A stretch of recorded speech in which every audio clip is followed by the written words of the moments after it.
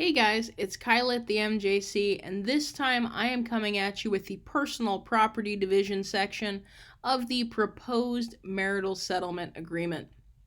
Before we get into that though, as always, just a reminder that nothing in this video is intended to be legal advice. It's a video, which means I'm not able to analyze your specific situation and let you know whether these are the right forms for you, whether you should, whether what you're asking for is something a court is likely to grant, or whether what you're asking for is what's right for you or what is the best outcome for you in your situation. So if you have those kinds of questions, I would recommend getting some legal advice. You can get brief legal advice for free here in Milwaukee County through the Marquette Volunteer Legal Clinics. If you are not located in Milwaukee, you can contact your clerk of court to find out what resources are available for people in your area. All right, so this is the personal property division portion of the marital settlement agreement, or the proposed marital settlement agreement.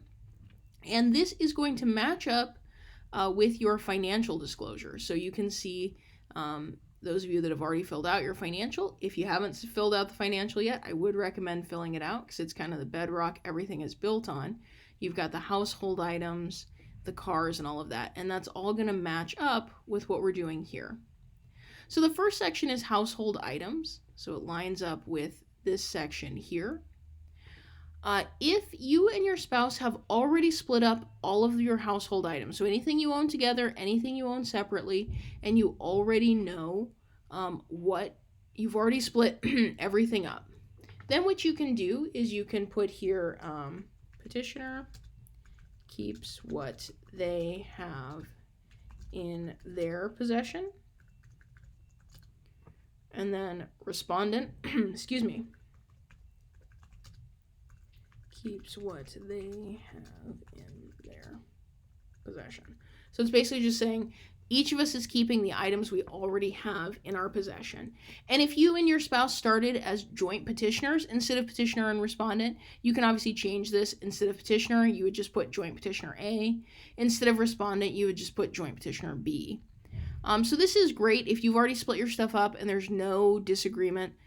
You can see it's not very enforceable, so it doesn't specifically say I get to keep the blue lamp. So if down the line my spouse and I are fighting over who gets to keep the blue lamp, I would have to prove it's in my possession, as opposed to if I list specific household items, then it obviously, it's clear, I was supposed to get the blue lamp. So if you guys still need to divide your stuff, what you can do is you can list either specific item. So I could put blue lamp, bedroom sets, or I guess I should be specific. We'll say white oak bedroom set, or whatever. And you can list, all of the stuff that you want here. What some people, so you could theoretically list everything you have. If you're doing that, you may have to do an attachment where you'll include more stuff. Drum kits, firearms, whatever. And again, you can be specific. And then you'll check who's going to keep it. A is for our petitioner or joint petitioner A. B is for the respondent or joint petitioner B.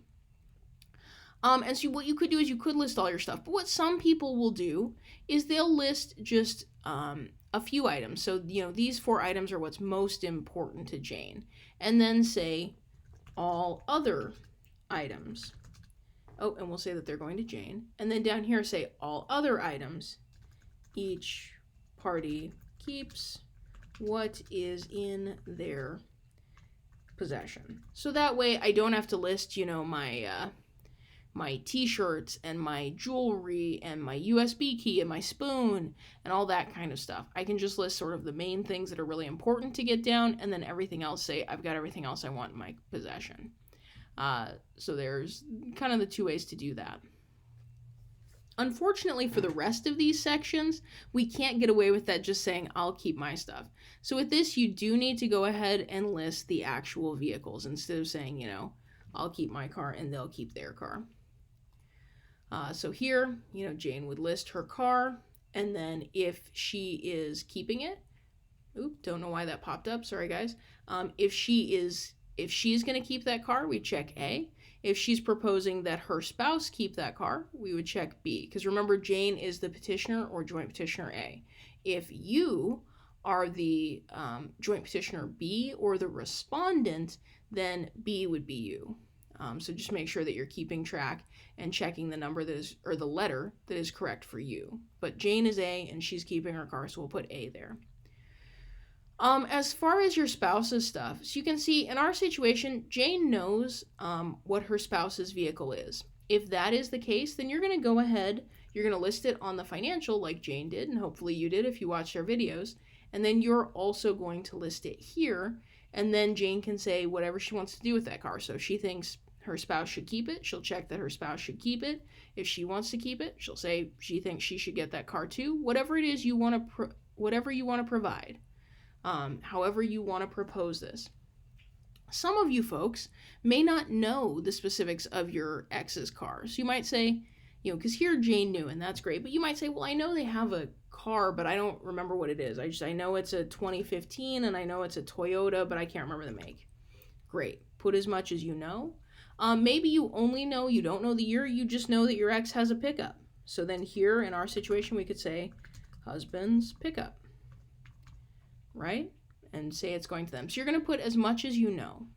If you have no idea if the other person has a car, you haven't seen them for 10 years, then you can go ahead and leave this blank. But you'll want to put as much as you know about their information.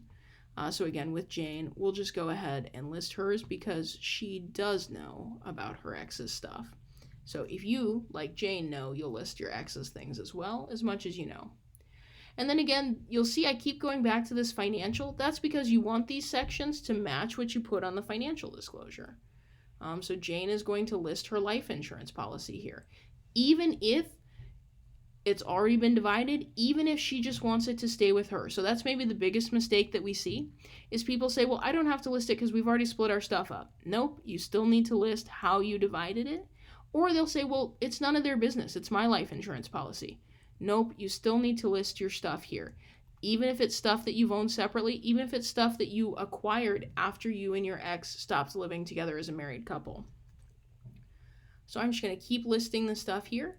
And I keep saying that Jane's stuff is going with her, but if for some reason you want to propose that your ex get something, so if Jane's flowers, if she wants to propose that her ex can take that over, you could check B. If you're trying to give your ex something that you're not sure if they want, then you might want to get some legal advice to talk about whether a judge is actually going to approve that. But you can definitely, as far as the forms are concerned, you can propose whoever you want to take each item. And you can see, we'll go here, we have this. Now, Jane and John, because they are sample people, have a lot of stuff because that's for me to be able to show every line and discuss stuff. If you don't have something, let's say you don't have any stocks, bonds, mutual funds, you're just going to write none on the first line and move on to the next section. Same thing if you don't have cars, don't have life insurance, anything like that. But just being consistent so that Jane's matches her financial, we'll just indicate the stuff here, and so maybe she's okay with her ex keeping it, so in that case B is going to keep those. Pensions and retirement accounts, you can see we're just going through making sure everything matches up with that financial disclosure statement. So that's why I said if you haven't done the financial yet, you might want to, because it is obviously, it's kind of the bedrock that this whole section is built on. And we'll put in the pension here. Oh, and I apparently did not appropriately click. Oh, it looks like I managed to change it here. Well, in any case, instead of undoing it, I'm just going to roll with it. Obviously, if you make a mistake like that and you accidentally change something, then you'll need to go back and fix it. But the nice thing about John and Jane being fictional people is that I can have their fictional assets changed so that you don't have to watch me make a bunch of corrections. One thing with bank accounts, so you can see, again, because I got to pick what John and Jane's stuff was, that they have bank accounts at different places, which is convenient. So I can say Jane's keeping this one, John's keeping this one. But what do you do if you have a bunch of accounts at the same place? So maybe you have, maybe John and Jane have another U.S. bank account. Or maybe Jane has a U.S. bank account that she acquired after, so let's say this one's John's.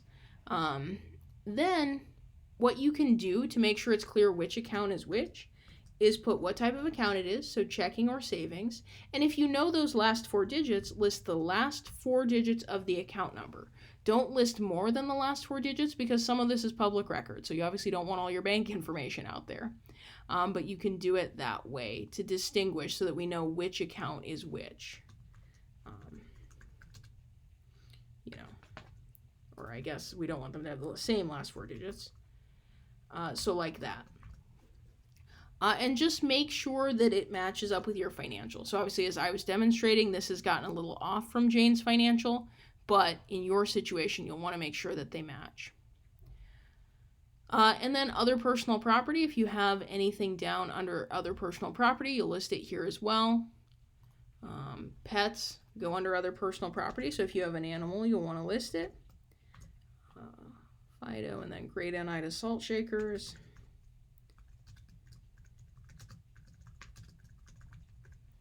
And so you'll indicate who is keeping those items as well. If you have stuff that doesn't fit, so maybe you have, I don't know, you have 5 bank accounts or you have more stuff, you can either double up lines. So if both of the 401ks, and let's say Jane also has an Acme pension, as long as they're both going to Jane, you can do it that way, just list them both on the same line. Or down here, you could also select See Attached, and then make sure you just would attach a document that would say, these items are going to this person. The other thing I should note is I assigned everything to one person. If your proposal is to split something, so let's say Jane thinks that this 401k should be split between her and John, you would check both boxes, but then you usually want to put just a little explanation over here about kind of how. So split, 50-50, 50-50, or what have you. Just a little brief description. And again, if it's really complicated, so split 50-50 fits pretty easily there. If your proposal is really complicated, X%, if this, then that, then first of all, what am I going to say? Legal advice. But secondly, you would probably want to do that as a See Attached. And so if I'm having to do that, I could say here, See Attached. Oh, and I've spaced so far over it, added a return. There we go. So you can do that as well. And then I would check See Attached down here, and John and Jane would have Jane at least would have an attachment about her proposal.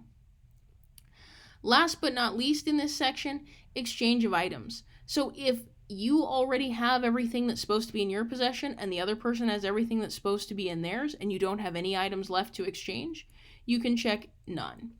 Another reason some folks will check none is, let's say my ex and I haven't exchanged our items yet, or my soon-to-be ex, but we don't need a court order. We're getting along well enough that, let's say maybe we disagree about maintenance, so that's why we're doing it contested, but we get along well enough that we can exchange it, and we don't really need to have the court give us rules about, a specific order about how we're supposed to exchange property.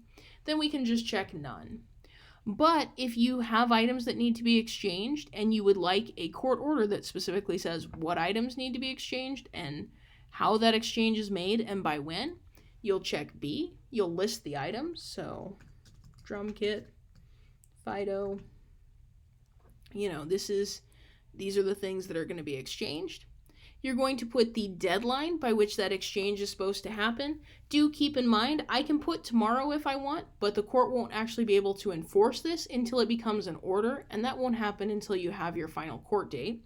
But I can put, whatever date I want. So we'll say next, John and Jane are saying by next June, everything needs to be exchanged. And then here, how is that going to happen? So I could say husband to pick up. It could be wife to arrange shipping.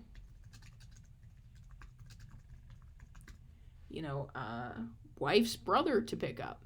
However you want to do it. All right.